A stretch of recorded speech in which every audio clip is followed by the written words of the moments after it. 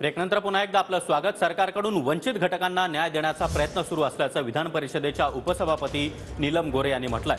आरक्षणाच्या मुद्द्यावर नीलम गोरे यांनी ही प्रतिक्रिया दिली आहे।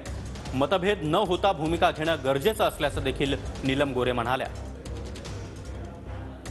माझ्या माहितीप्रमाणे लवकरच एक दिवसाचं अधिवेशन सुद्धा घेतलं जाणार आहे। त्याच्याबद्दल आम्हाला अधिकृतरित्या अजून तारीख अवगत झालेली नाहीये, परंतु 26, 27, 28 ही जी फेब्रुवारीची तारीख आहे त्याच्या अगोदर एक दिवस मध्ये मराठा आरक्षणाच्या प्रश्नावरती सुद्धा अधिवेशन होणार आहे आणि संपूर्ण राज्य जे आहे ते विविध समाजाच्या वंचित जे काही घटक असतील त्या प्रत्येकाला न्याय मिळावा या दृष्टिकोनातून प्रयत्न आहे। मग ते EBC असतील किंवा OBC असतील, SC असतील, ST असतील, सगळीकडे वातावरण गढूळ मात्र न होता समाजामध्ये मतभेद असतील पण मनभेद न होऊ देता अशा पद्धतीने आपण भूमिका घेणं गरजेचं आहे असं मला सगळ्यांनाच आवाहन करावंसं वाटतं।